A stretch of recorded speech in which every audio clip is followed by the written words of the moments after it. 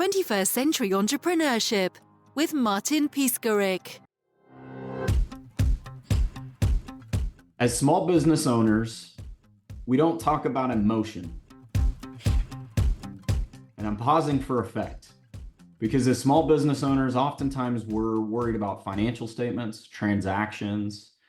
We're trying to do things, if you will. But all of that is driven by your people, which is driven by emotion. Do you have the tools in the toolbox to drive your people to get at all of those other financial, tactical, and business organizational goals that you have? If not, let's talk more.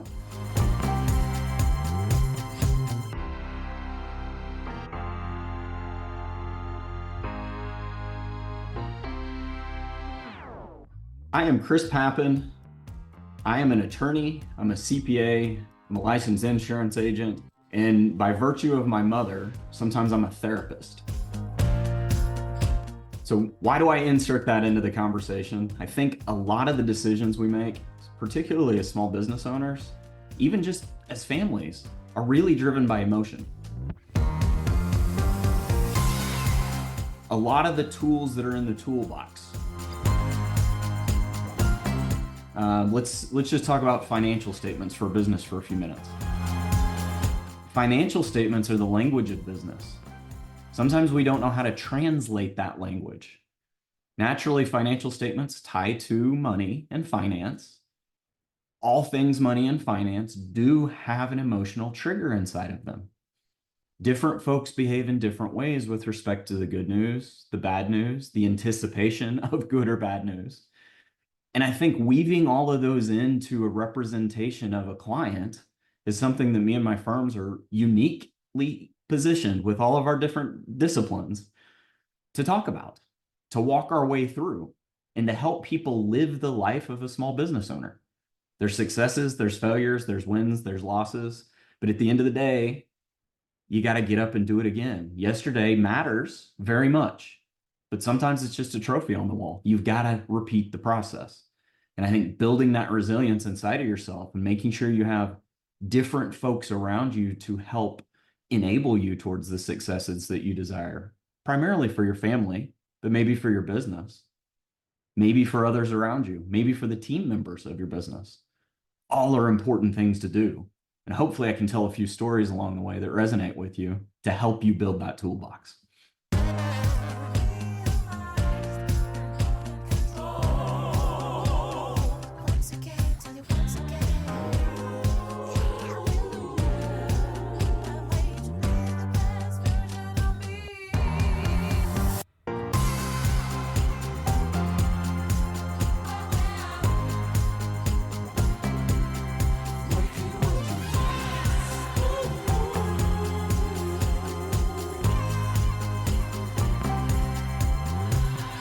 So one of the spaces I spend a lot of time with folks are startup businesses. Oftentimes I refer to this as kind of a small business owner. Maybe you're very good at your trade, but you're fearful about how to be organized as a business, how your taxes will look. What does it cost to hire an employee? All of these natural things, to use a super specific term there, they're fear. They're driven by uncertainty. Sometimes I talk with folks that have been the key employee at a business. They've done all of this decision making, but when they go do it on their own, it has a different impact. So I like to align folks' personal goals, their goals for their family, their kids, whatever it may be that they have in their personal life with the business, because those personal goals need to drive your revenue. So I'm going to tell a little bit of a story here, but at the end of the day, I think we'll hit the mark. And if not, I'll tell it real concise in a different way. But first and foremost, let's say you're a small business owner. You're in a service profession. You're working for someone else. Maybe you use your hands in woodworking, carpentry. You're probably extremely talented at your craft and you've seen a lot of good things. You know how to adapt, how to overcome different hurdles in the workplace. Uh, Oftentimes, trim carpenters are the most skilled tradesmen in the building process because they have the finished product that everybody looks at. A quarter-inch error in their world, everyone sees. The rough framing guys, nobody sees it. They put sheetrock up and hide it. So in this instance, there's a worry of, hey, if I go out on my own, am I going to have any customers? How am I going to get those customers? If I do have customers, how much money am I going to make? So there's an emotional trigger that goes with all of this stuff. And I can help because all small business owners fight the same battle. We don't know in some instances where our revenue is going to come tomorrow. COVID was a terrible experience that shocked a lot of people. And many business owners all over the world were shut down overnight. But they found a way.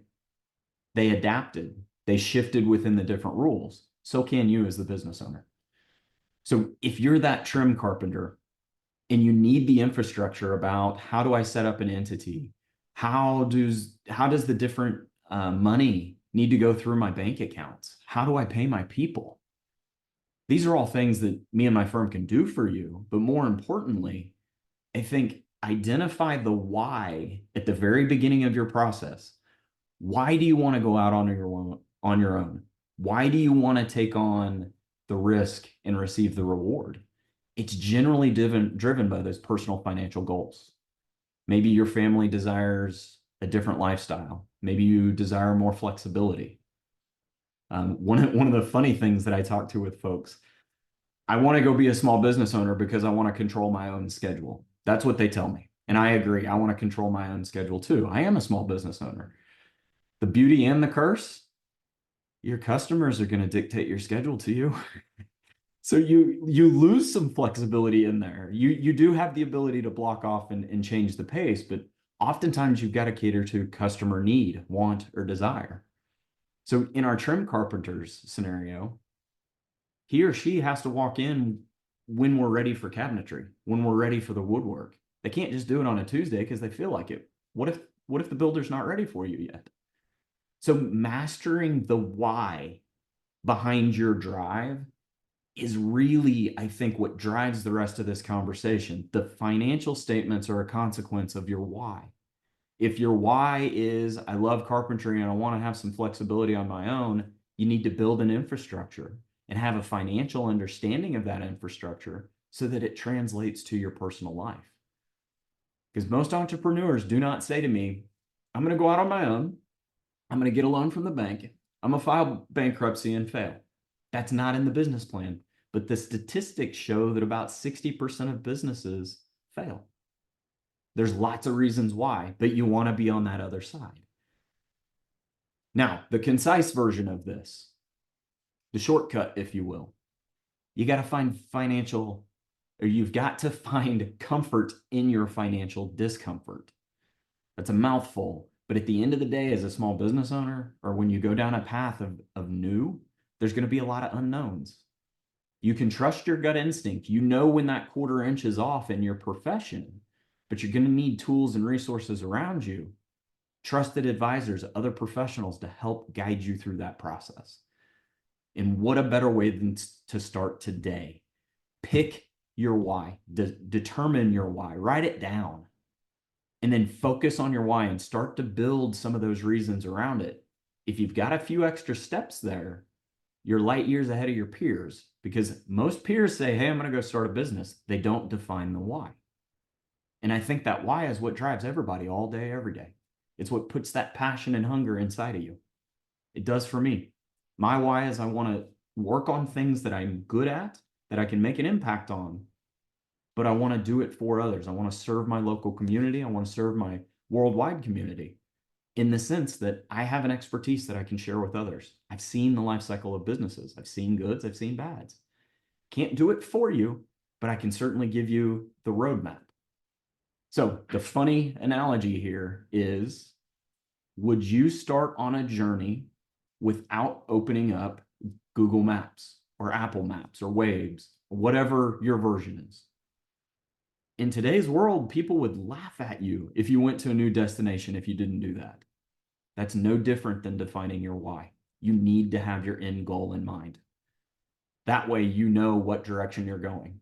Because if I go north and you go south, we're going to meet at one point, but one of us is going to take a really long time to get there. Why not both go the same direction at the same time? That's the important part. That's the executional piece. I see faith through the pain. I see light in the rain. Dreams of brighter days. Tell me what you're thinking. I have hope in my spirit, flames of love in my heart. Baby, let me tell you something. I'm about to dance. You realized you're not in control. Once again, tell you once again. Hallelujah, I'm on my way to be the best version of me. Mama knows how to wake you up to dance. Mama knows and other mama knows how to wake you up to dance. Mama knows how to wake you up to dance. Mama knows and other mama knows. Element of my why boils down to some of the values that were instilled into me by my family. My mom and dad are both educators. They were small business owners. And I don't know any other way. So I'm going to borrow from one of my law school professors. He had a servant leader conversation that he gave to all of our law students. And it went something like, you as a licensed professional, whether you're an attorney or a CPA or an engineer, a clergy member, insurance agent, whatever it is that you have, you are in a trusted position of value. And you're lucky to be in that position. And by virtue of being in that position, the community is going to look to you for guidance. The catch is they're going to look to you for guidance whether you have the answer or not. So the expectation here is that everyone values that position that they're in and gives back in the best way they know how. If you don't know the answer, say you don't know the answer. If you do know the answer, help people find the answer. So I try to embody what my folks shared with me, what my law school professor has done a very good job of narrating to a large group of folks. But at the end of the day, the success for me and my team revolves around the success for our clients, our community, those around us. We want to help people. We want to engage people. We want to grow their why.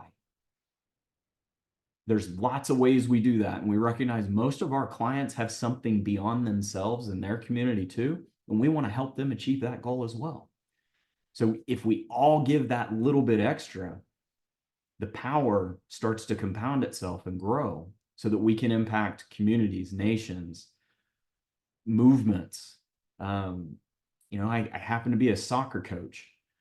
And part of the reason I'm a soccer coach is because I'm drawn to giving back to kids. It's not always about the wins and losses. It's about the lives I can impact. And I have, they're 12 to 14 years old. So most of the time they're shorter than I am. 10 years later, they're taller than I am, not a tall guy. And of course they come back. And when I saw them on the soccer team, it's like, hey coach, how are you? 10 years later, hey coach, do you remember me? And I was like, of course not. Oh yeah, I've grown up, haven't I? I'm so-and-so. But those are the stories we live for. Those are the community involvements we live for. And those are the things that I want to give back, not only through our representation, but outside in our family lives, in our community, in our spiritual lives, whatever it may be. We all can come together rather than to create the divides to achieve a better goal. It's time to erase all the memories of misery and pain. I'm no longer the one you knew. You realized you're not in control. So 2 things that I think are important about why you might want to choose me and my firms. 2 awards that we've received in the last handful of years, we're truly honored and humbled to have received. But we've been acknowledged by my CPE as a top emerging firm in our industry, and we were acknowledged by Thomson Reuters with an Innovation Award. They both are built on a foundation that we represent our customers differently. Our mission is to help customers maintain financial viability today and be proactive about the future. There's a balancing act that has to go on there. So as we serve our clients and work with our customer base, it's their goals that drive ours. Certainly there's some infrastructure, there's legal infrastructure and tax types and things like that kind of force us into templates. But at the end of the day, everything needs to be a customized template inside of our firms. And me and my team have worked with a lot of different people over the years. I've been working since 2005 in these different planning capacities to help large businesses, small businesses. I've done it inside of other firms, now doing it inside of my firms, where we as a team build a collective effort around your goals to focus on that balance. We talk about tax efficiency, but taxes are kind of like a tail wagging a dog. You don't want a minority piece of the puzzle leading to the majority piece of the financials. So they're only one element. So rather than tax savings, we speak about tax efficiency. Sometimes we need to talk about business flexibility, remaining nimble and adaptable through times like COVID. Or sometimes you have a key employee leave and you've got a whole bunch of extra work sitting on your plate because you're the only person that can do that work. I think at the end of the day, where we are most uniquely positioned is we select clients in a partnership style model. Think of it kind of like an academic application where if our skill set and the client's skill set match, we're all in together.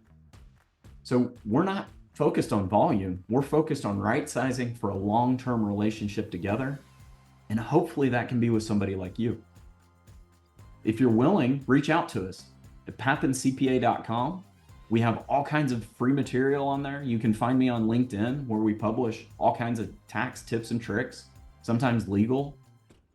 But most importantly, if you think we would be a fit, schedule a meeting with us. We have no risk free consults to make sure that there is a match so that everybody aligns and we can achieve the best goals together for you and your family.